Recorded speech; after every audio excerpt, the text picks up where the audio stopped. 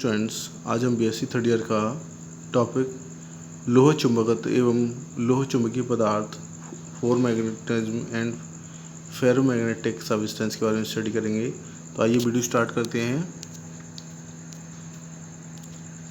देखिए, कुछ पदार्थ चुंबकीय क्षेत्र में रखे जाने पर क्षेत्र की ही दिशा में प्रबल रूप से चुंबकत्व हो जाते हैं। ये चुंबकत्व के सिरों के समीप लाए जाने पर सिरे की ओर तेजी से आकर्षित होते हैं।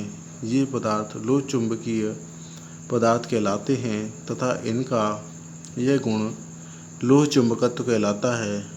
जैसे एग्जाम्पल दे रखे हैं आपके लोहा Fe, nickel Ni, cobalt Co, magnetite Fe3O4 इत्यादि लोह चुंबकीय पदार्थ हैं। लोह चुंबकीय पदार्थों के गुण अनुचुंबकीय पदार्थों के समान होते हैं। देखिए, लोह चुंबकत्व की उत्पत्ति एवं व्याख्या।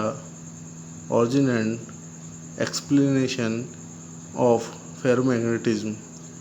लोह चुंबकत्व तथा अनुचुंबकत्व में तीव्रता का अंतर पाया जाता है। लोह चुंबकीय पदार्थों का चुंबकीय क्षेत्र में चुंबकन बहुत ही तीव्र एवं प्रबल होता है। अनुचुंबकीय पदार्थों में चुंबक की भांति व्यवहार करने वाले परमाणु या आयन अधिक दूरी पर होते हैं, अतः इनके मध्य कोई अन्योन्य क्रिया नहीं होती है। ये पदार्थ तनुचुंबकीय पदार्थ कहलाते हैं।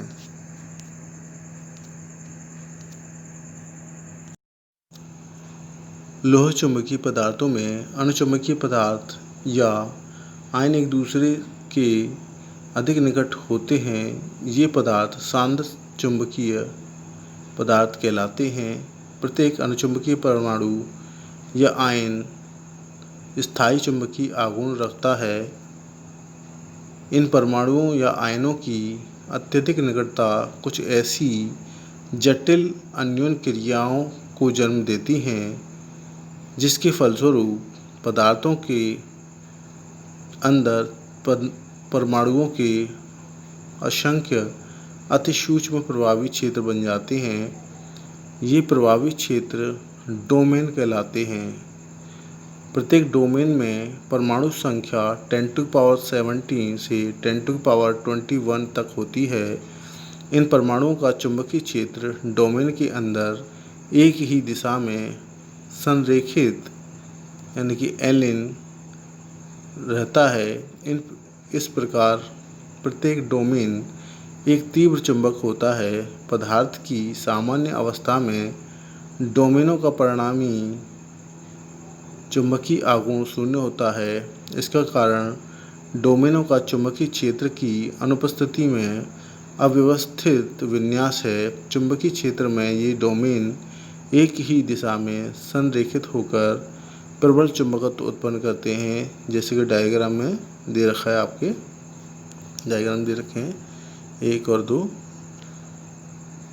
लोहित चुंबकीय पदार्थ की सुग्राह्यता अनुचुंबकीय पदार्थ की तुलना में अप्रत्याशित रूप से अधिक होती है। इसका कारण प्रत्येक अनुचुंबकीय पदार्थ या परमाणु या आयन का अपने निकटतम चुंबकीय आघूर्णों के विन्यास से प्रभावित होना है। यह प्रभाव इतना तीव्र अन्योन्य क्रिया उत्पन्न करता है कि सारे आघूर्ण समान दिशा में संरेखित हो जाते हैं। इसलिए चुंबकीय सुग्राह्यता का परिमाण व्यक्तिगत चुंबकीय आघूर्णों से उत्पन्न चुंबकीय सुग्राह्यता की तुलना में अत्यधिक हो जाता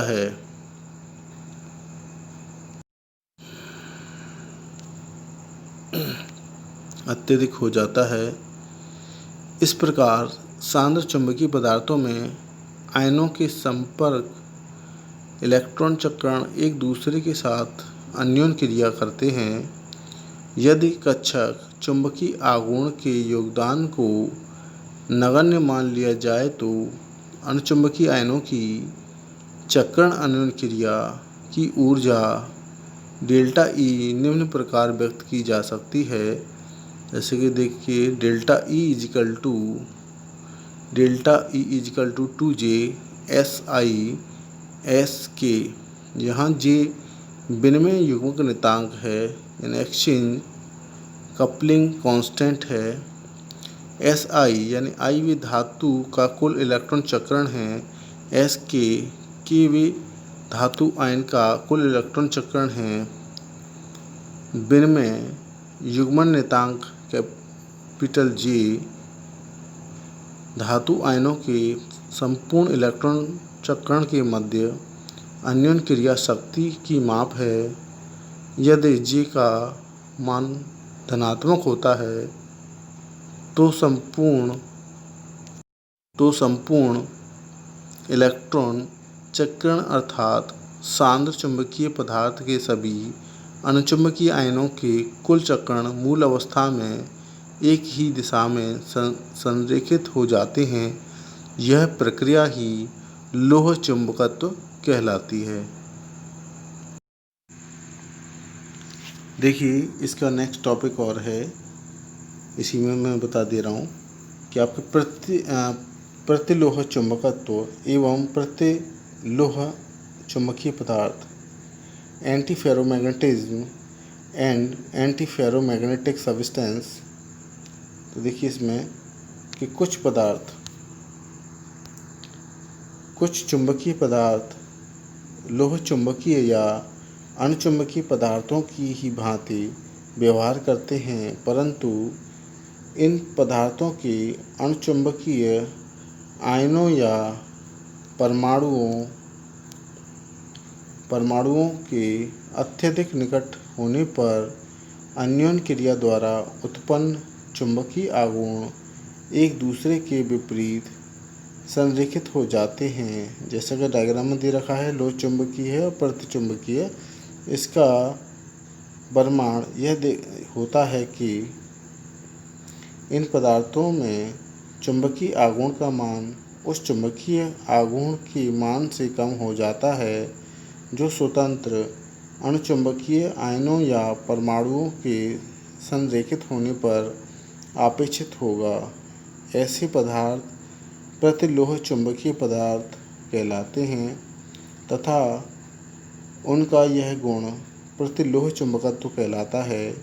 उदाहरण के लिए देखिए Fe+3 आयन आपके Mn+2 आयन आपके Gd+3 आयन की अनेक सामान्य लवण प्रतिलोह चुंबकीय व्यवहार दर्शाते हैं।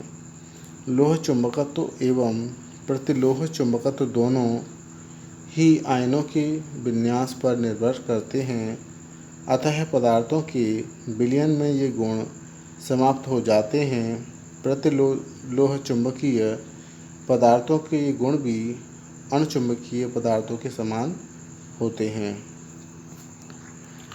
तो देखिए प्रतिलोह चुंबकत्व की उत्पत्ति एवं व्याख्या।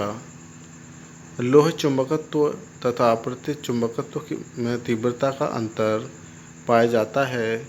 लोह चुंबकीय पदार्थों का चुंबकीय क्षेत्र में चुंबकत्व अणुचुंबकीय पदार्थों की तुलना में बहुत ही तीव्रता से होता है, जबकि प्रतिलोह चुंबकीय पदार्थों में चुंबकीय क्षेत्र में चुंबकन अणुचुंबकीय पदार्थों की तुलना में कम तीव्रता से होता है।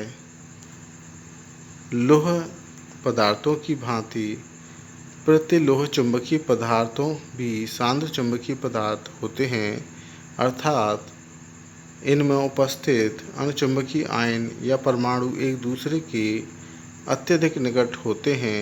इन पदार्थों में भी लोह चुंबकीय पदार्थों की भांति अन्योन क्रिया होती है, जिससे पदार्थ के अंदर परमाणुओं के असंख्य प्रणाली क्षेत्र बन जाते हैं।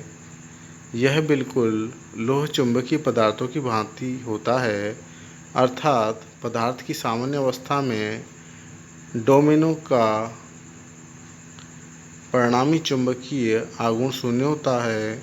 चुंबकीय क्षेत्र की उपस्थिति में ये डोमेन एक दूसरे के विपरीत दिशा में व्यवस्थित हो जाते हैं, जैसा कि चित्र में दे रखा है। इस प्रकार प्रतिलोह चुंबकीय पदार्थ की सुग्राह्यता अनुचुंबकीय पदार्थ की तुलना में कम होती है।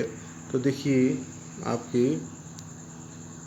ये आपकी सामान्य अवस्था है और यह आपके चुंबकीय क्षेत्र में की उपस्थिति में है। तो देखिए लोह चुंबकीय पदार्थों की भांति कक्षक चुंबकीय आघूर्ण के योगदान को यहाँ भी नगण्य मान लिया जाता है।